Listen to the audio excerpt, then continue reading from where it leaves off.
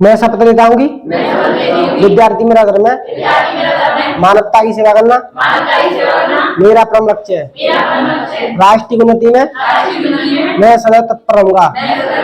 अपने कर्तव्य मार्ग पर आगे बढ़ते हुए एक स्वच्छ, सुंदर तथा भ्रष्टाचार मुक्त मैं भारत का निर्माण करूंगा। जय हिंद। आज हम लोग चर्चा करेंगे मूल अधिकारों में अनुच्छेद 32। अनुच्छेद 32 किससे संबंधित है? संवैधानिक उपचारों का अधिकार। इसके पहले फटाफट हम लोग रिवाइज कर लेते हैं जितना अब तक पढ़ा है। अनुच्छेद 12 से लेकर के और अनुच्छेद 31 तक पढ़ा है। अनुच्छेद 12 किससे संबंधित है? राज्य की परिभाषा। और अनुच्छेद 13 न्यायिक समीक्षा या कोई ऐसी विधि जो संविधान के लागू होने से पहले या संविधान के लागू होने के बाद उसका अगर मूल अधिकारों का अल्पीकरण करता है तो उसको शून्य कर देना, ऐसे विधान को। और अनुच्छेद 14 से लेकर के 18 तक किसका, कौन से समूह में समानता के अधिकार का? तो 14 किससे संबंधित है? कानून के समक्ष समानता। 15 किससे संबंधित है?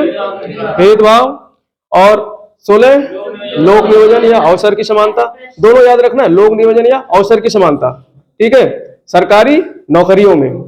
और अनुच्छेद 17 अस्पृश्यता का अंत। अनुच्छेद 18 क्या? उपाधियों का अंत।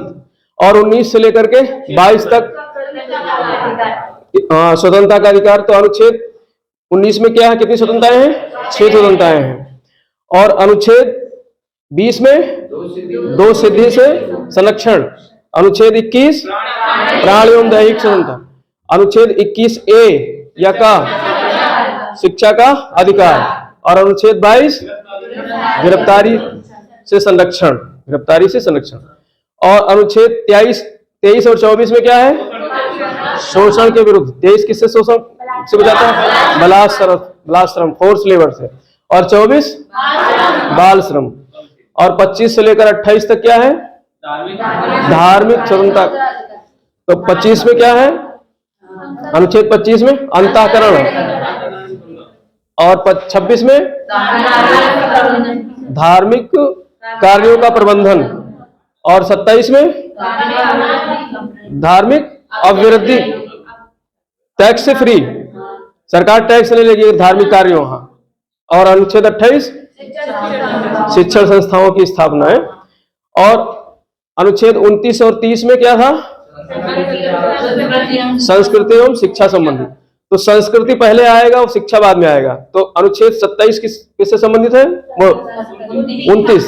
अनुच्छेद 29 किससे संबंधित है? संस्कृति को संरक्षित करने का। और कौन संस्कृति को संरक्षित करेगा? अल्पसंख्यकों के लिए है ये दोनों अनुच्छेद। और अनुच्छेद 30 किससे संबंधित है? शिक्षण संस्थाओं। अल्पसंख्यक अपने शिक्षण संस्थाओं की स्थापना कर सकते हैं। और अनुच्छेद 31 जो है वो संपत्ति का अधिकार था लेकिन उसे हटा दिया गया है। पूरी कहानी बताई थी कैसे हटाया गया था, ठीक है। और अब कहाँ है वो? अनुच्छेद 300 का में। और वो क्या है? अभी कानूनी या विधिक अधिकार है। तो अनुच्छेद 19 1F और अनुच्छेद 31 दोनों संपत्ति के अधिकार से संबंधित थे जिन्हें हटा दिया गया। आज हम लोग पढ़ेंगे अनुच्छेद 32। और 32 किससे संबंधित है? संवैधानिक उपचारों का अधिकार। संवैधानिक उपचारों का अधिकार ये अनुच्छेद 32 से संबंधित है। तो इसमें देखो, इसे संविधान की आत्मा कहा गया है। किसने कहा है? डॉक्टर भीमराव अम्बेडकर ने। डॉक्टर भीमराव अम्बेडकर जी ने इसको संविधान की आत्मा और संविधान का हृदय कहा है। हार्ट और सोल दोनों कहा है। हार्ट और सोल दोनों कहा है। किसने कहा? डॉक्टर भीमराव अम्बेडकर जी ने। और वैसे अगर पूरे मतलब अगर नाम लेकर न पूछा जाए तो फिर आप संविधान की आत्मा किसको कहोगे? प्रस्तावना को। ठाकुर दास भार्गव ने जो है प्रस्तावना को संविधान की आत्मा कहा था। तो जब इतनी गहरी बात कही गई कि ये संविधान की आत्मा है, और चूंकि कल रिकॉर्ड नहीं हुआ था क्लास, अब जब आत्मा ही नहीं पढ़ेंगे तो फिर शरीर लेकर क्या करेंगे? इसीलिए आज क्लास को रिकॉर्ड करना पड़ रहा है दोबारा। कल जो है बहुत अच्छी तरीके से पढ़ाया। जब ये अब आत्मा ही, देखो इस पे प्रश्न बहुत पूछे जाते हैं। ये ऐसा टॉपिक है कि इससे प्रश्न काफी पूछे जाते हैं और इंटरव्यू में भी खास करके पूछते हैं। किसी परीक्षा, जैसे सिविल की परीक्षा में जाओगे तो इंटरव्यू में पूछा जाता है मोस्टली। जैसे आपसे पूछ लिया जाएगा कि अगर आपसे ये कहा जाए कि जो मूल अधिकार है, मूल अधिकारों में एक मूल अधिकार को छोड़कर बाकी सारे मूल अधिकार समाप्त कर दिए जाएंगे, तो आपकी नजर में किस मूल अधिकार को रहना चाहिए? तो अगर आप अंदर से गहराई से पढ़े हैं तो आपको पता रहेगा कि भाई संवैधानिक उपचारों का अधिकार, सर ने बताया था कि इस जो है मूल अधिकार के रहने पर ही सारे मूल अधिकार हमारे मतलब सही है, नहीं तो फिर इस मूल अधिकार के न रहने पर हमारे मूल अधिकार बेकार है, क्योंकि मूल अधिकारों का हनन होगा, और हनन होगा तो उसके उपचार के लिए कोई व्यवस्था नहीं होगी। तो इसलिए मूल अधिकारों में सबसे सर्वश्रेष्ठ अगर कोई अधिकार है तो वो कौन सा है? संवैधानिक उपचारों का अधिकार, जो अनुच्छेद 32 के अंतर्गत है। तो इंटरव्यू वगैरह के लिए आप तैयार रहना, कोई इस प्रकार से कोई भी प्रश्न पूछा जाता है, हालांकि आप कोई भी लॉजिक दे सकते हो, 14 भी कह सकते हो, लेकिन आपको तर्क देना पड़ेगा उसको सिद्ध करने के लिए। लेकिन ये सिद्ध बात है, इसको भाई इस पे बहस हुई थी, लंबी बहस हुई थी संविधान निर्माताओं के मध्य, जो है डॉक्टर भीमराव अम्बेडकर, राजेंद्र प्रसाद और जो है बहुत सारे जितने भी सभापति मतलब सभा के अंदर जो है बनाने वाले लोग थे संविधान को, उनमें काफी विचार विमर्श बहस होने के बाद में इसको बात को माना गया कि ये सर्वश्रेष्ठ जो है मूल अधिकार है। तो इसीलिए इसको अम्बेडकर जी ने आत्मा और जो है हृदय कहा था। ठीक, और ये चूंकि हमारे सारे मूल अधिकारों का सुरक्षा प्रदान करती है, तो इसीलिए इसको संरक्षक भी कहा जाता है।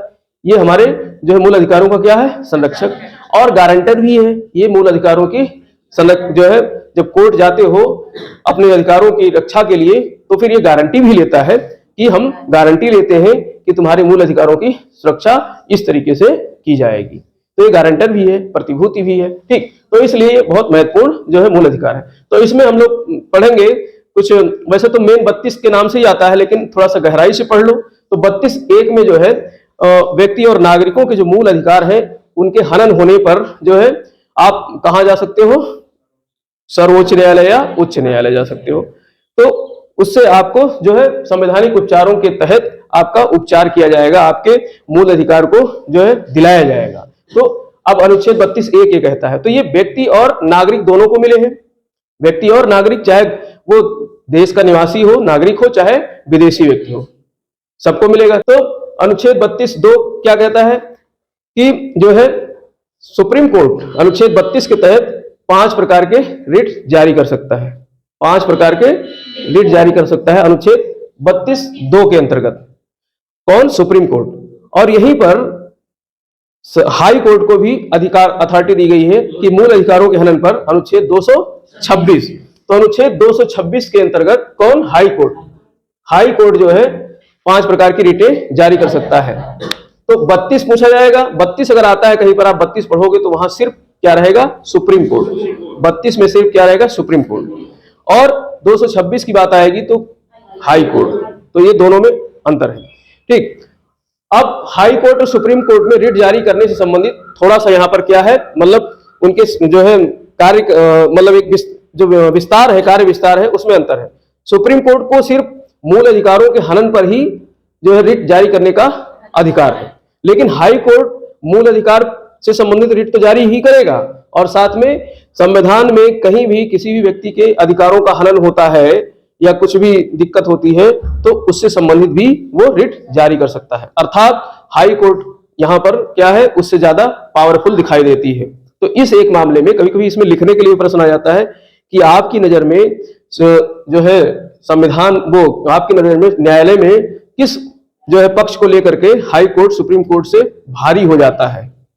तो इसी मुद्दे को, और कोई किसी भी मुद्दे में सुप्रीम कोर्ट से भारी नहीं हो सकता हाई कोर्ट, लेकिन इस मुद्दे जो है हाई कोर्ट इस मतलब पूरे शक्ति के मामले में, विस्तार के मामले में थोड़ा सा उसका दायरा बढ़ जाता है। बस इतना ध्यान रखना है आपको। तो अनुच्छेद 226 के अंतर्गत।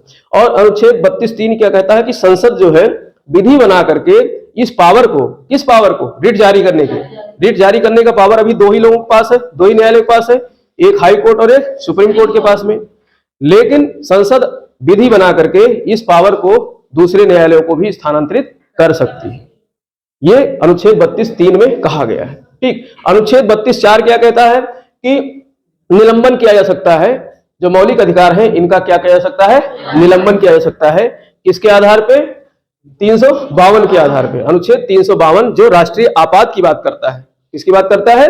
राष्ट्रीय आपात की बात करता है। तो राष्ट्रीय आपात के आधार पे हमारे जो मूल अधिकार है इनका क्या होगा, निलंबन होगा। और निलंबन होगा तो दो तरीके से होगा। अनुच्छेद 358 के अंतर्गत जो हमारे 6 स्वतंत्रताएं हैं, अनुच्छेद 19(1) के अंतर्गत जो हमको 6 स्वतंत्रताएं मिली हैं, वो सारी स्वतंत्रताएं स्वतः निलंबित हो जाएंगी। स्वतः मतलब जैसे ही राष्ट्रीय आपात लागू होगा अपने आप ही वो डिसॉल्व हो जाएंगी, अपने आप ही वो समाप्त हो जाएंगी। अर्थात अब आपके विचरण करने की, घूमने की, बोलने की, सभा सम्मेलन की, सबकी आजादी क्या हो जाएगी, खत्म हो जाएगी। अब आप कहीं भी पकड़े गए तो वहां पर तुरंत आपको जो है सजा हो सकती है। अब आप उसके लिए कोर्ट नहीं जा सकते हो, क्योंकि उस परिस्थिति में क्या लागू है, राष्ट्रीय आपात की स्थिति लागू है। तो आपका मूल अधिकार वो स्वतः समाप्त हो जाता है। लेकिन दूसरा क्या है, अनुच्छेद 359 क्या कहता है, ये कहता है कि जब राष्ट्रीय आपात हो, यही आधार यही होना चाहिए 352 राष्ट्रीय आपात, जब राष्ट्रीय आपात की स्थिति हो तो उस समय 19 तो स्वतः डिसॉल्व हो जाएगी, लेकिन इसके अलावा बाकी अन्य जो अनुच्छेद है मूल अधिकार के, उनको कौन डिसॉल्व करेगा, राष्ट्रपति। उनका निलंबन कौन करेगा, राष्ट्रपति करेगा। लेकिन उसमें भी अनुच्छेद 20 और 21 डिसॉल्व नहीं होंगे। तो यहां पर आप नोट कर सकते हैं कि अनुच्छेद 20 और 21 ये दोनों किसी भी परिस्थिति में, राष्ट्रीय आपात लगा हो चाहे जो आपात लगे हो, किसी भी परिस्थिति में ये निलंबित नहीं होंगे। अनुच्छेद 20 और 21, बहुत प्रश्न पूछा जाता है, तो अनुच्छेद 20 और 21 किसी भी परिस्थिति में डिसॉल्व नहीं होंगे। तो अनुच्छेद 20 किससे संबंधित है, दो सिद्धि से संबंधित, और अनुच्छेद 21 प्राण एवं दैहिक स्वतंत्रता। भाई अगर ये डिसॉल्व हो जाएगा तो अब जो निरपराध व्यक्ति हैं, जो किसी से दुश्मनी है, किसी ऐसे मतलब सत्ता में बैठे हुए या किसी जो है मतलब पुलिस में या कोई व्यक्ति है, उससे अगर कोई निरपराध व्यक्ति का जो है कोई दुश्मनी है आंतरिक, तो उसमें यहाँ पे वो फायदा उठा सकता है। इसलिए संविधान निर्माताओं ने अनुच्छेद 20 और 21 को कहा था ये किसी भी परिस्थिति में डिसॉल्व नहीं होंगे, समाप्त नहीं होंगे। ठीक, तो ये तो बात हो गई इसकी। अब यहां से जो हमने पढ़ा था अनुच्छेद 32(2) के तहत 5 प्रकार की रिटें जारी होती हैं। तो प्रश्न यहां से बहुत बनते हैं, रिट कौन कौन से जारी किए जाते हैं, यहां पर मिलान करने के लिए प्रश्न आते हैं। आईएएस में तो बहुत पूछता है, 4 रिट दे देगा और उसके सामने दे देगा कि कौन किससे संबंधित है। तो यहाँ पर लोग समझ नहीं पाते, बहुत माइन्यूट अंतर रहता है, लेकिन बहुत सरल भाषा में यहाँ समझा दूंगा कि आपको समझने में दिक्कत नहीं होगी। ठीक, ये बहुत पेचीदा चीज है, किताब में पढ़ोगे तो समझ नहीं पाओगे, क्योंकि बहुत ही जो कानूनी लैंग्वेज होता है वो कुछ अलग हट करके लिखा जाता है और बहुत छोटे छोटे माइन्यूट अंतर है, लेकिन यहाँ आज आप समझ जाओगे 5 प्रकार की रिट कौन कौन सी होती है। जैसे एक है बंदी प्रत्यक्षीकरण, हाइबियस कॉर्पस, इसका जो लैटिन शब्द है क्या है, हाइबियस कॉर्पस। परमादेश, मैंडमस, लैटिन शब्द मैंडमस है। और प्रतिषेध, प्रोहिबिशन, और उत्प्रेषण, सर्टियोरेरी, और अधिकार प्रेक्षा, क्वाबरेंटो। तो ये 5 प्रकार की रिट जारी करता है। इनके सबके ये लैटिन शब्द जो हमने ब्रैकेट में लिखे हैं, ये सब क्या है, लैटिन भाषा के शब्द हैं। तो पहले अगर बात करें बंदी प्रत्यक्षीकरण, तो बंदी प्रत्यक्षीकरण का मतलब क्या होता है, जो बंदा जो है बंदी बना हुआ है, जो बंदा, जो व्यक्ति, बंदा मतलब व्यक्ति, जिस व्यक्ति को किसी ने बंधक बनाया है, अब वो चाहे निजी व्यक्ति बंधक बनाया हो, चाहे कोई सरकारी संस्थान, सरकारी व्यक्ति, या कोई एनजीओ या कोई संगठन, जिसने भी किसी व्यक्ति को बंधक बनाकर रखा है, तो उसके मूल अधिकारों का हनन हो रहा है। उसके किसका हनन हो रहा है, मूल अधिकार। कौन से मूल अधिकार का, प्राण एवं दैहिक स्वतंत्रता का। तो प्राण एवं दैहिक स्वतंत्रता का उसका हनन हो रहा है, इसलिए अपने मूल अधिकारों के हनन की सुरक्षा के लिए वो कहां जाएगा, सुप्रीम कोर्ट या हाई कोर्ट जाएगा, जो नजदीक पड़े वहां जा सकता है।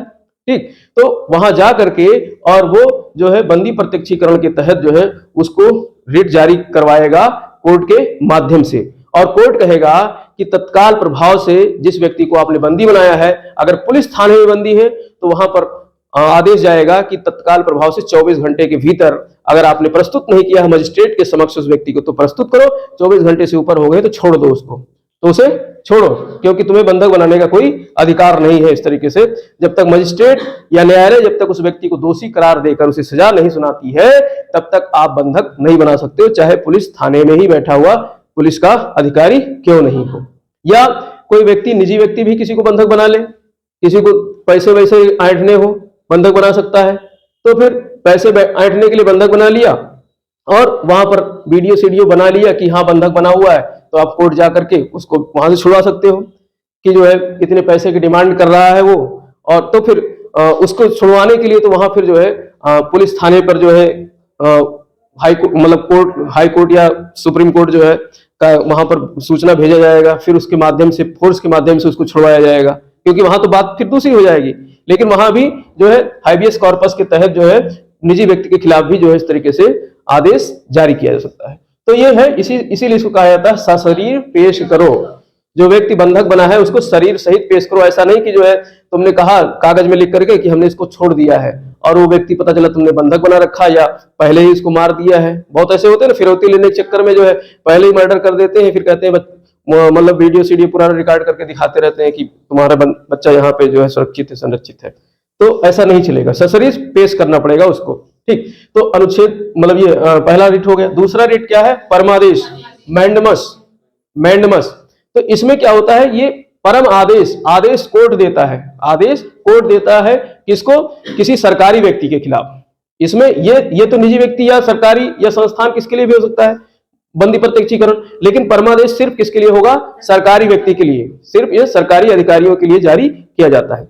मतलब हम आदेश देते हैं अगर किसी ने किसी व्यक्ति की जो है सूचना या उसके कर्तव्यों के निर्वहन के लिए, जैसे कोई व्यक्ति गया कहीं किसी कार्य के लिए, किसी कार्यालय में गया और उसका कार्य नहीं हो रहा है, जैसे सरकारी नौकरी किसी की लग गई और सरकारी नौकरी लगने के बाद उस व्यक्ति को टरकाया जा रहा है कि तुमको ज्वाइनिंग पैसा लाओ तब दिया जाएगा, इतना लाओ उतना लाओ, टरकाते हैं ना। तो कोई अधिकारी ऐसे कह दे कि पैसा लेकर आओ तब ज्वाइनिंग कराएंगे, तो वहां पर वो अपने कर्तव्यों का निर्वहन नहीं कर रहा है अधिकारी, और आपने वीडियो बना लिया इस तरीके से कि वो मना कर रहा है, हमारी नौकरी लगने के बावजूद भी जो है ज्वाइन करने से मना कर रहा है।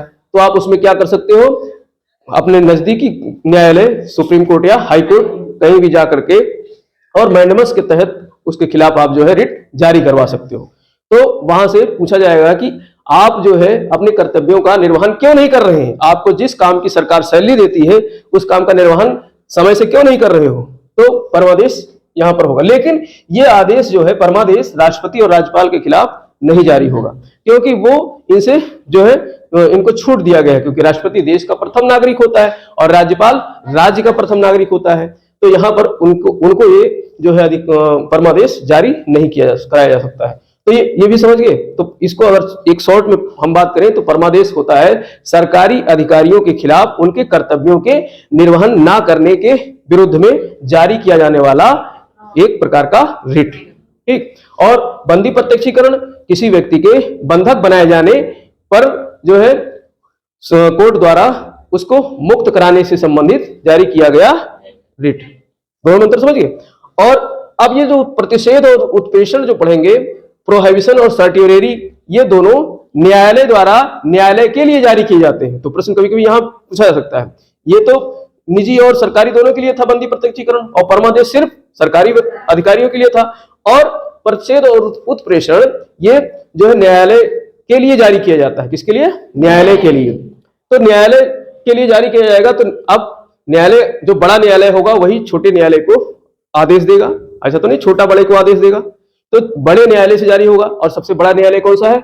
Supreme court. तो सुप्रीम कोर्ट हाई कोर्ट के लिए जो है ये रिट निकालेगा, और हाई कोर्ट अगर निकालता है तो किसके लिए निकालेगा? जिला या सत्र न्यायालय के लिए। तो ये हायरार्की देख सकते हो, सुप्रीम कोर्ट, हाई कोर्ट और उसके बाद जिला एवं सत्र। लेकिन अभी जो है जिला और सत्र न्यायालय को किसी प्रकार का रिट जारी करने का अधिकार नहीं है। अगर भविष्य में कभी संसद को यह लगता है कि इन्हें भी अधिकार देना चाहिए रिट निकालने का, तो संसद संशोधन करके क्या कर सकता है? इन्हें भी अधिकार दे सकता है। किसके अंतर्गत? अनुच्छेद 32(3) के अंतर्गत। अभी पढ़ा है ना, अनुच्छेद 32(3) के अंतर्गत संसद जो है विधि बना करके किसी अन्य न्यायालय को भी रिट जारी करने का अधिकार दे सकता है। ठीक, तो अब ये क्या है? प्रतिषेध, प्रोहिबिशन, मतलब प्रतिषेध का मतलब होता है मना करना। अगर कोई न्यायालय किसी जो है व्यक्ति का, किसी व्यक्ति के मुकदमे की सुनवाई कर रहा है, कोई न्यायालय, ठीक है, अगर मान लो हाई कोर्ट कर रहा है और वो अपने क्षेत्राधिकार से बाहर कर रहा है, अप्राकृतिक कर रहा है, या फिर मतलब जो है उसका वो अधिकार ही नहीं है उसे उसको सुनवाई करने का, तो फिर अगर उस व्यक्ति को जो उत्पीड़ित है उसे लगता है कि हमारे लिए इस कोर्ट से न्याय नहीं मिलेगा, तो वो तुरंत कहां जाएगा? उच्च न्यायालय में। अगर लोअर कोर्ट में चल रहा है तो हाई कोर्ट जा सकता है, या सीधे सुप्रीम कोर्ट भी जा सकता है। ये नहीं कि जो है सीधे मतलब केवल सत्र न्यायालय में चल रहा है तो हाई कोर्ट ही जाएगा, वो सुप्रीम कोर्ट भी जा सकता है और हाई कोर्ट भी जा सकता है। और वहां से जा करके और उस प्रक्रिया को, जो मुकदमा चल रहा है उस प्रक्रिया को क्या करा सकता है? रुकवा सकता है, रुकवा सकता है। तो उसे प्रतिषेध मतलब मना करना। जो तुम कार्यवाही कर रहे हो, मुकदमा तुम जो सुन रहे हो, तुम कौन, कोर्ट, तो बड़ा कोर्ट क्या कहेगा, अगर हाई कोर्ट के लिए है तो सुप्रीम कोर्ट उसे कहेगा तत्काल प्रभाव से इस मुकदमे को यहीं पर रोक दो, ठीक है, और फिर से जो है इस पर कार्यवाही होगी, जो हम बताएंगे जिस तरीके से, उस तरीके से फिर से कार्रवाई होगी, लेकिन अभी तत्काल प्रभाव से इसको रोक दो। हो सकता है तुम जो है अपने क्षेत्र के अधिकार से बाहर ले रहे हो, इस मुकदमे को सुन रहे हो, तुम्हारा जो है किसी दूसरे क्षेत्र में उसका मुकदमा हो। कभी कभी ये होता है ना, जैसे भाई भारत और पाकिस्तान, भारत और बांग्लादेश की तो सीमा निश्चित है, लेकिन देश के अंदर राज्यों की सीमा ही नहीं निश्चित है। जैसे यहाँ से राजस्थान लग जाता है बगल से, तो पता नहीं चलता है, आधा खेत जो है राजस्थान में है, किसी का आधा खेत जो है यूपी में है, और उसी में जो है पता चलता है जो है मतलब किसी गांव पड़ गया, अब गांव में आधा गांव जो है पता चला गया राजस्थान में चला गया, आधा गांव जो है उत्तर प्रदेश में चला गया, तो बड़ी दिक्कत आती है। फिर पुलिस थानों के लिए ऐसे जगह बड़ी दिक्कत आती है कि मुकदमा लिखे कि ना लिखे, और कहाँ। अब ऐसी स्थिति में अगर मान लो कोई मुकदमा लिखा दिया उत्तर प्रदेश में आकर के, और उसका हल्का लगता हो जो है राजस्थान वाले क्षेत्र में, तो फिर वो व्यक्ति जा सकता है ना कि जो है अगर हार रहा हो, न्यायालय में हार रहा हो, तो जा करके न्यायालय से जो है रिट निकलवा सकता है कि भैया वो जहां मुकदमा हमारा चल रहा है वो क्षेत्राधिकार ही नहीं है हमारा, वहां पर तुरंत मुकदमा को रुकवाया जाए। तो इसे कहते हैं क्षेत्राधिकार के बाहर। ठीक, अब यहाँ तो भारत और नेपाल की मैं बात करता हूँ, मैं जहां रहता हूँ मेरे यहाँ से 7 किलोमीटर दूर है नेपाल बॉर्डर। अब वहां पे क्या होता है, हमारे रिश्तेदार रहते हैं, तो जो घर बना है उनका पता चलता है आंगन जो है भारत में है और आधा आंगन जो है नेपाल में है। हालांकि अब तो वो मतलब वैसे एक लीक सी बनी हुई है, जैसे पहले लीक होता नहीं था हम लोग सड़क, अब तो पक्की ऊंची सड़क हो गई है, पहले क्या होता था लीकें होती थी, लीक, और लीक का मतलब होता था उसमें पानी भी चल रहा है और उसमें आदमी भी चल रहा है, जानवर भी चल रहा है, उसी को लीक कहते थे। ठीक, तो वो खेत वगैरह से क्या होते थे, नीचे होते थे। ठीक, तो उसमें गांव का पानी, बरसात का पानी भी बहता था और आदमी भी चलता था, बड़े गहरे गहरे कीचड़ होते थे, लोग चलते थे इतने कीचड़ में घुसर के उसी में चलते थे, और उसी में जो है बारिश में तैरना तो आता नहीं, ऐसे लुढ़क करके जो है तैरते थे, तो उसी को लीक कहते थे। तो वही लीक जो है भारत और नेपाल के बीच एक सीमा रेखा है, बीच में जो है वो क्या नाम है, माइल स्टोन्स गड़े हैं, उस इधर से जाओगे तो भारत लिखा है, उधर से आओगे तो नेपाल लिखा हुआ है उसमें। तो उसमें ये होता है ना कि मतलब कुछ घर होते हैं तो उनका थोड़ा सा हिस्सा हो सकता है जो है भारत में आ जा रहा हो, थोड़ा सा हिस्सा नेपाल में हो, पाकिस्तान के लिए खैर ऐसा नहीं, नेपाल के साथ इसलिए है क्योंकि नेपाल के साथ हमारे रिश्ते बहुत अच्छे रहे हैं, लेकिन पाकिस्तान के लिए तो वहां एक बाउंड्री खींच दी गई है और जो है वहां जो है बैरिकेटिंग लगा दी गई है और मतलब फोर्स तैनात रहते हैं। ठीक है, तो इस तरीके से तो ऐसे जगह में समस्या आ जाती है, ऐसे जगहों पर। अब देश के अंदर जो राज्य है और राज्य में भी जिला है, मान लो जिले का न्यायालय कोई जैसे अब यहाँ पर मतलब आगरा और जो है दूसरा जिला यूपी का मथुरा लग रहा हो, और किसी का जो है खेत का विवाद हो, अब खेत आधा खेत उसका मथुरा जिले में लग रहा हो, आधा खेत आगरा जिले में लग रहा हो, तो उसका मुकदमा जो है जब चलेगा तो उसमें मुकदमा में दिक्कत आ सकती है। तो ऐसे स्थिति में जो हारने वाली पार्टी है वो फिर कहाँ जा सकती है, न्यायालय उच्च न्यायालय में जा सकती है, चाहे वो सुप्रीम कोर्ट हो चाहे हाई कोर्ट। अब तुम आगरा रहे तो तुम्हारे लिए सुप्रीम कोर्ट नजदीक पड़ेगा, इलाहाबाद तो पड़ेगा 350 किलोमीटर और दिल्ली पड़ेगा 250 किलोमीटर, तो समय बचाने के लिए सुप्रीम कोर्ट जा सकते हो, तो कहीं से भी जा करके और उस प्रक्रिया को रुकवा सकते हो। तो ये क्या है, प्रतिषेध का मतलब होता है जो मतलब न्याय से संबंधित गतिविधि चल रही है, जो सुनवाई हो रही है, उस सुनवाई को रोक देना, उस सुनवाई को रोक देने के लिए रिट जारी किया जाता है, जिसको कहते हैं प्रतिषेध, मना करना। प्रतिषेध मतलब निषेध शब्द से बना है, तो मना कर देना, प्रोहिबिशन। ठीक, दूसरा क्या है, उत्प्रेषण। उत्प्रेषण सर्टियोरेरी, इसी में बहुत कंफ्यूज रहते हैं लोग बात। ठीक, उत्प्रेषण सर्टियोरेरी क्या होता है, जब कार्यवाही पूरी हो गई हो, सुनवाई खत्म हो गई हो, इसको पढ़ोगे समझ नहीं पाओगे, किताब में पढ़ना, मैं दावे के साथ कहता हूं कि अभी पढ़ोगे तो अब तो समझ जाओगे, लेकिन इसके पहले पढ़ते तो समझ में नहीं आने वाली बात थी, लेकिन यहां पर हम सरल करके इसको बता रहे हैं तो समझ में आ रही। तो उत्प्रेषण का मतलब होता है, प्रेषण का मतलब क्या होता है, भेजना। प्रेषण का मतलब होता है जो संप्रेषण होता है सूचना कम्युनिकेशन का, आगे बढ़ा देना, तो उसको संप्रेषण कहते हैं, कम्युनिकेशन कहते हैं, ये भी पढ़ाएंगे। ठीक, तो उत्प्रेषण का मतलब होता है ऊपर बढ़ा दो। कहां बढ़ा दो, ऊपर बढ़ा दो, आगे बढ़ा दो। तो क्या बढ़ा दो, जो तुमने मुकदमा सुन लिया है, जो तुमने निर्णय दे दिया है, किसने, किसी लोअर कोर्ट ने, हाई कोर्ट ने कर दिया हो जो है फाइनल डिसीजन, या फिर लोअर कोर्ट ने कर दिया हो फाइनल डिसीजन, तो फिर अगर हारे हुए व्यक्ति को यह लगता है कि जो है गलत फैसला गया है, तो फिर वो इसके लिए अब उससे ऊपर वाले कोर्ट में जा सकता है। अगर वो हाई कोर्ट का मैटर है तो सुप्रीम कोर्ट में जाएगा, और अगर लोअर कोर्ट का है तो दोनों में जाने का उसका जो है मैटर रहता है, चाहे सुप्रीम कोर्ट जाए चाहे हाई कोर्ट जाए। और वहां से जा करके उस मुकदमे पर स्टे ला सकता है, इसी को कहते हैं स्टे लाना। उस मुकदमे पर स्टे ला सकता है, और फिर कोर्ट ये कहेगा कि अब तुमने जो मुकदमा जो फैसला सुनाया था वो तुम्हारे क्षेत्राधिकार से बाहर था, इसलिए जो है अब इस मुकदमे को दूसरे कोर्ट में स्थानांतरित कर दो। जिस कोर्ट में ये मुकदमा सुनने के उसके क्षेत्र अधिकार में आता है उस कोर्ट में इसको जो है स्थानांतरित कर दो। जैसे कभी कभी ये होता है दीवानी और फौजदारी का मामला होता है, दीवानी बहुत माइन्यूट अंतर होते हैं, इसमें समझ नहीं पाते हैं आम आदमी, और वकील भी क्या होते हैं उनको तो जानकारी होती है लेकिन वो पैसा ऐंठने के चक्कर में पता चला फौजदारी का मुकदमा है दीवानी घुसेड़ दिए, दीवानी का मुकदमा है फौजदारी में घुसेड़ दी। अब वहां पर जो है जो हार गया है वो फिर दूसरे वकील को पकड़ेगा कि देख भैया इसमें कुछ जो है कुछ एक कमजोर कड़ी दिख रही हो कहीं, तो लगा के चश्मा देखेगा, अरे ये तो तुम्हारा दीवानी का मामला था, फौजदारी में घुस गया है, कहेगा अब भी स्टे लाते हैं, तुरंत जाएगा वहां से दलील पेश करके और स्टे ले आएगा, और फिर वहां से दूसरे न्यायालय को स्थानांतरित करने का आदेश किया जाएगा। क्योंकि कौन सी जो है यहाँ पर रिट जारी होने उत्प्रेषण, तो उत्प्रेषण रिट जारी होकर के और फिर उसे दूसरे न्यायालय में स्थानांतरित करवा लेगा, फिर वहां पर फिर सुनवाई चलेगी। तो ऐसे करके मुकदमे जमीन जायदाद के और संपत्ति के और जो है फौजदारी दीवानी सब चलते रहते हैं, जो है सालों साल चलते रहते हैं, 10-20 साल 50 साल लग जाते हैं, खत्म नहीं होते। तो ये किसके कारण? उत्प्रेषण के कारण चलते रहते हैं ऐसे ही, ठीक। तो ये सर्टियरी के कारण। तो ये फैसला आने के बाद इन दोनों में बस माइन्यूट अंतर ये है कि कार्यवाही चल रही हो तो कौन सा रिट जारी होगा? प्रतिषेध, कार्यवाही को तत्काल प्रभाव से रोकने के लिए। और अगर फैसला हो गया है, लेट पता चला फैसला हो गया है और लेट पता चला कि ये उसके क्षेत्राधिकार से बाहर था, तो फिर वहां पर उत्प्रेषण या सर्टियरी जारी करके और उस फैसले को रद्द करके तुरंत उस केस को दूसरे न्यायालय में स्थानांतरित करवाया जाएगा।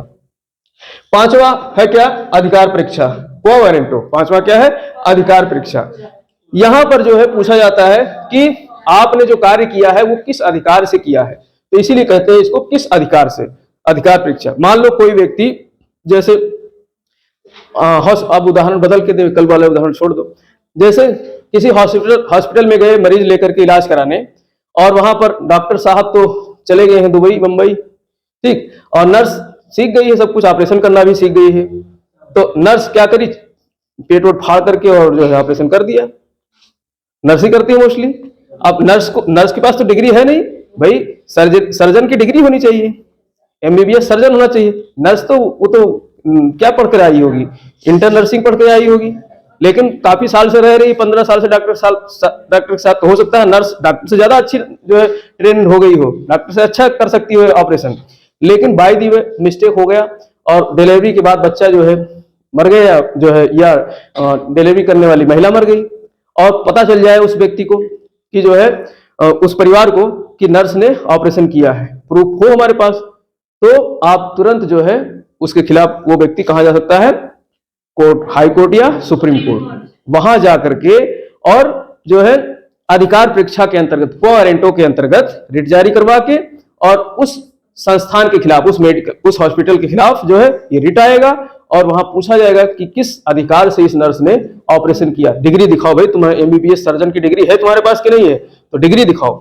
डिग्री नहीं है तो महिला वो नर्स जो है उसके खिलाफ कार्रवाई होगी, और जो इसका हॉस्पिटल है उसके खिलाफ चार्ज लगाया जाएगा, जेल वोल होगी, सजा होगी, क्योंकि एक मौत का मामला है। तो ऐसे अगर अधिकार आपको पता है तो ये सब कर सकते हो। आए दिन होता रहता है, अखबार में देखते हो, क्योंकि जो पैसे वाले हैं उनको तो पता नहीं है, हमारी क्लास तो पढ़ के गए नहीं, लेकिन वो वकील के पास चले जाते हैं, वकील तो सब जानते हैं, लेकिन क्यों वकील करो, यहाँ पढ़ लो हमारी क्लास, वारंटो के अधिकार परीक्षा के अंतर्गत जो है ये कर सकते हो। तो यहाँ पर ये मैटर हो सकता है, या जो है योग्यता जांची जा सकती है। कोई व्यक्ति है, नौकरी लग गई उसकी, ठीक है, और वो जो है फर्जी लग गया, कहीं से डिग्री फिग्री ले आया इधर उधर से, फर्जी लग गया और लगा दिया पेज किसी पड़ोसी ने, कहा बेटा बहुत उल रहे थे ना, कह रहे थे नौकरी लग गई हमारी, अभी देखता हूँ, मैं पढ़ के आया हूँ अधिकार परीक्षा और मुझे पता है तुम्हारी सारी डिग्री क्या है, फर्जी है।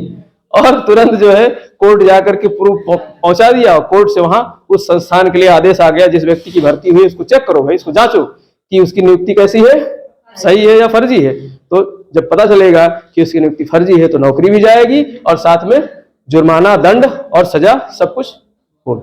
तो ये हो सकता है किसके तहत? अधिकार परीक्षा के अंतर्गत। तो इस तरीके से अधिकार प्रयोग। तो ये 5 प्रकार के रिटें जो है जारी करते हैं कौन? कोर्ट द्वारा। मतलब अपने से नीचे वाले न्यायालय के लिए कौन जारी होते हैं? 2 उत्प्रेषण, प्रतिषेध और उत्प्रेषण। प्रतिषेध हमेशा पहले याद रखो, प्रतिषेध क्या होगा? सुनवाई चल रही हो तब जारी होगा, और उत्प्रेषण क्या हो? मुकदमा की सुनवाई फाइनल हो गई हो और रिजल्ट आ गया हो, अर्थात जो है फैसला आ गया हो, तो फैसले को रद्द करना और उसे दूसरे न्यायालय को स्थानांतरित करना, यही क्या कहलाता? उत्प्रेषण। ठीक, तो ये दोनों तो सिर्फ हाई मतलब उच्च न्यायालय से अपने से नीचे लोअर कोर्ट के लिए है, और बाकी जो है तीनों ये भी किससे संबंधित है? प्राण एवं दैहिक।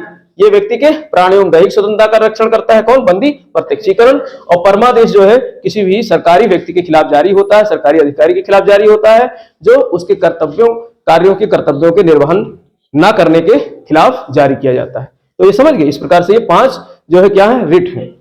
अब यहीं पर हम लोग, ये तो मुख्य मुद्दा था, अब इसको समापन करना है। इस क्लास को आज हम लोग समाप्त करेंगे। अनुच्छेद 33, 34 और 35 ये 3 बचते। आगे के 12 और 13 और मूल अधिकारों में आगे के अधिकार जो 12 और 13 थे वो मूल अधिकार नहीं थे। 14 से शुरू होता है ना मूल अधिकार, और 32 पे आकर समाप्त हो जाता है जो मेन है। लेकिन 33 और 34, 35 ये 3 भी जो है मूल अधिकारों की ही क्या है? अंग है, हिस्से है। बस ये क्या है? अगल्ला और पिछल्ला लगे हुए हैं, अगल्ला और पिछल्ला लगे हुए हैं, लेकिन जानना जरूरी है। तो 33 क्या कहता है? 33 कहता है संसद विधि बना सकती है किस पे? किसी विशिष्ट जो है वर्गों के लिए। संसद किसी विशिष्ट वर्गों के मूल अधिकारों को जो है उनको अल्पीकरण करने के लिए, मूल अधिकारों को जो है सीमित करने के लिए संसद, केवल संसद शब्द आया यहाँ पर, केवल संसद, किसी भी विधानमंडल को ये प्रावधान नहीं है। कोई विधानमंडल उस पर नियम विधि नहीं बना सकता है, सिर्फ कौन बना सकता है? संसद। तो अनुच्छेद 33 जिस प्रकार से अनुच्छेद 32 सिर्फ किसके लिए था? सुप्रीम कोर्ट के लिए था, उसी प्रकार से अनुच्छेद 33 सिर्फ किसके लिए है? संसद के लिए। संसद के लिए है कि संसद जो है विशिष्ट वर्गों के लिए उनके अधिकारों को कम करने के लिए विधि बना सकती है, और जब विधि वो बनेगी तो फिर उस वर्ग के अंतर्गत जो भी जिसके लिए भी वो कानून बनेगी, फिर वो अपने 32 अनुच्छेद का सहायता लेकर के उपचार नहीं करा सकते हैं। अब ये विशिष्ट वर्ग कौन है? तो यहाँ पर विशिष्ट वर्ग बताया गया है कि सशस्त्र सीमा बल जो होते हैं, सशस्त्र बल है, सशस्त्र सीमा बल, या कोई इस तरीके से जो है मतलब सैनिक होते हैं, चाहे पुलिस हो, सेना के लोग हों, चाहे जो है इस तरीके से मतलब इंटेलिजेंस ब्यूरो के लोग हों, मतलब ऐसे संगठन, ऐसे संस्थान जो जिनसे देश की आंतरिक और बाहरी सुरक्षा हमारी क्या रहती है? सुरक्षित रहती है। तो ऐसे अधिकारियों के लिए, ऐसे व्यक्तियों के लिए संसद विधि बना करके उनके मूल अधिकारों को सीमित कर सकती है। जैसे मान लो पाकिस्तान बॉर्डर पे लड़ाई चल रही है और सिपाही हमारा जो है लड़ने के लिए वहां भेजा जाना है, और जो मेजर साहब ने आदेश कर दिया कि कमान संभालो, आगे पूरी फोर्स खड़ी हो जाए और कह दे भैया हम तो अधिकार पढ़ के आए हैं, मूल अधिकार नंबर जो है कौन सा? 21, प्राण एवं दैहिक की स्वतंत्रता। हम अपने प्राण क्यों न्यौछावर करेंगे? हम नहीं गोली खाने जा रहे हैं, तो वापस लौट आएगा। अगर क्योंकि उसको फिर सुप्रीम कोर्ट जाएगा, मान लो उसको सस्पेंड अगर किया गया तो सुप्रीम कोर्ट जाएगा या हाई कोर्ट जाएगा, कहेगा भैया हमारा जो है प्राण एवं दैहिक स्वतंत्रता का हनन हो रहा है, यहाँ पर हम क्यों युद्ध में जाएं? नहीं जाएंगे। तो इन सारी चीजों को ध्यान में रखते हुए यहाँ पर अनुच्छेद 33 रखा गया है कि ऐसे विशिष्ट वर्ग जिनसे हमारे देश की आंतरिक और बाह्य सुरक्षा जो है संरक्षित रहती है, तो ऐसे व्यक्ति अपने अधिकारों को लेकर के, जब उनके अधिकारों का हनन हो तो अपने अधिकारों को लेकर के सुप्रीम कोर्ट या हाई कोर्ट ना चले जाएं। अनुच्छेद 32 और 226 के अंतर्गत, जैसे कोई होली और दिवाली आ गई, ठीक है, अब सिपाही पुलिस को जरूरत है जो है शांति व्यवस्था बनाए, मुहर्रम त्योहार आ गया या होली आ गई, अब उसमें पता चल रहा है कि जो है यहाँ दंगे हो सकते हैं, त्योहारों में धार्मिक दंगे हो सकते हैं, तो ऐसे चीजों से रोकने के लिए छुट्टियां निलंबित कर दी जाती है ना। अब छुट्टी निलंबित कर दी गई तो यहां तो कहा गया भैया सब समान है, सबको अवसर की समानता है, कानून के समक्ष सब समान है, तो कोर्ट चला जाएगा, कहेगा भैया हमारे जो है मौलिक अधिकारों का हनन हो रहा है। जब समानता की बात की गई है, सब विधि के समान सब समान है, तो हमको हमारी भी छुट्टी क्या होनी चाहिए? जो है छुट्टी हमारी जो है होनी चाहिए, मंजूर होनी चाहिए।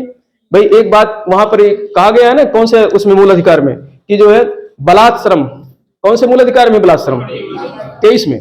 तो बलात्श्रम वाले मूल अधिकार को लेकर के जा सकता है कि भैया हमसे जो है बेगारी कराई जा रही है, हमारे पास सीएल बचे हैं इतने, हम सीएल लेने के हकदार हैं, लेकिन यहाँ छुट्टी मंजूर नहीं हो रही है, तो फिर वो बलात्श्रम के अपने अधिकार के हनन पर वो कोर्ट जा सकता है। तो इसी चीज को ध्यान में रखते हुए संविधान निर्माताओं ने कहा कि भैया देश की आंतरिक सुरक्षा और बाह्य सुरक्षा में लगे हुए व्यक्तियों के लिए, यानी विशिष्ट वर्गों के लिए संसद विधि बना करके उनके मूल अधिकारों का क्या कर सकती है, अल्पीकरण कर सकती है, और इसके लिए वो कोर्ट नहीं जा सकते हैं।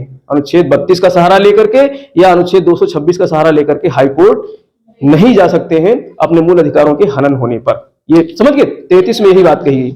34 में क्या कहा गया, मार्शल लॉ। कभी कभी ये होता है, ये हमारे देश में खैर नहीं होता है, पाकिस्तान वगैरह में हो जाता है, सैन्य शासन लागू हो जाता है। सैन्य शासन लागू तो वहां पर लोकतंत्र खत्म, लोकतंत्र मतलब जो सरकार है वो फिनिश। अब वहां पर किसका शासन होगा, सेना का शासन होगा। सेना का जब शासन होगा तो सेना के ही कानून चलेंगे।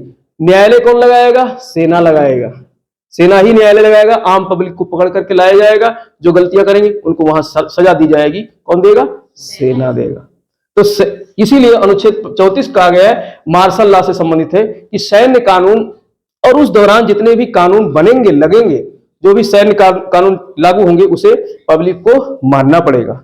संसद जो है उस पर विधान बना सकती है, उसको पब्लिक जो है मनवा सकती है। ऐसा नहीं कि जो है उस समय सैन्य कानून लागू था और बाद में जो है आप जब सैन्य कानून खत्म हो गया उसके बाद जब जो है लोकतंत्र बहाल हुआ तो आप जाकर के सुप्रीम कोर्ट, हाई कोर्ट का दरवाजा खटखटा रहे हो कि हमारे मूल अधिकारों का हनन हुआ है, तो नहीं सुनवाई होगी। अनुच्छेद 34 में यह व्यवस्था की गई है। तो भारत में ऐसी नौबत नहीं आती है। भारत में बहुत शानदार हमारा जो है संविधान है।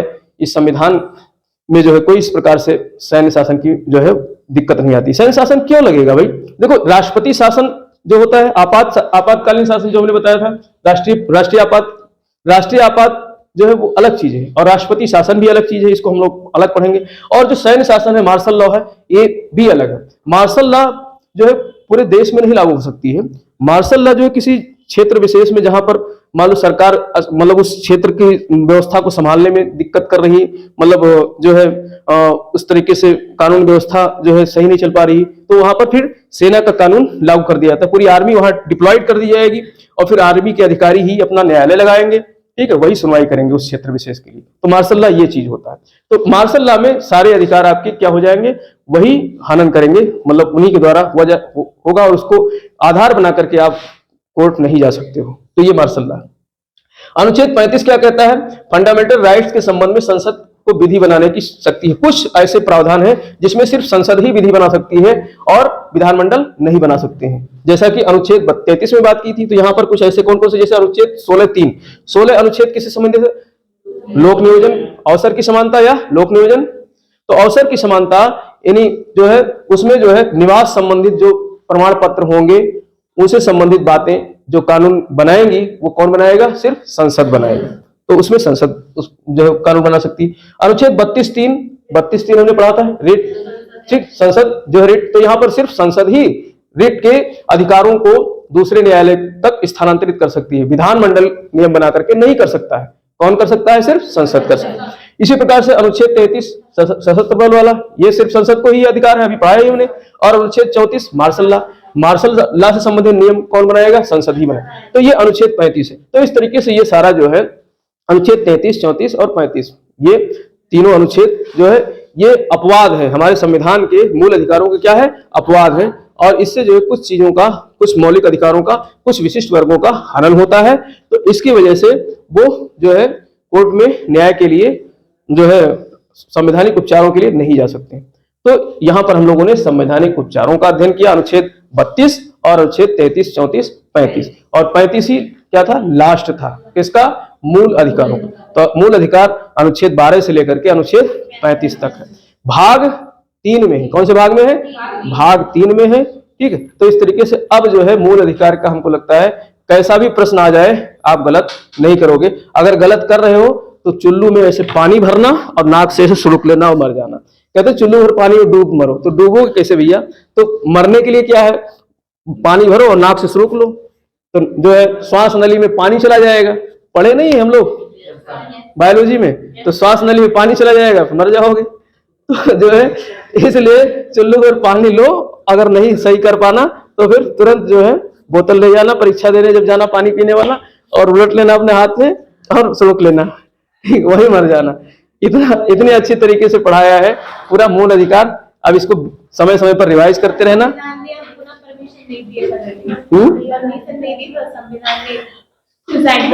हाँ हाँ, ये सही बात कही तुमने।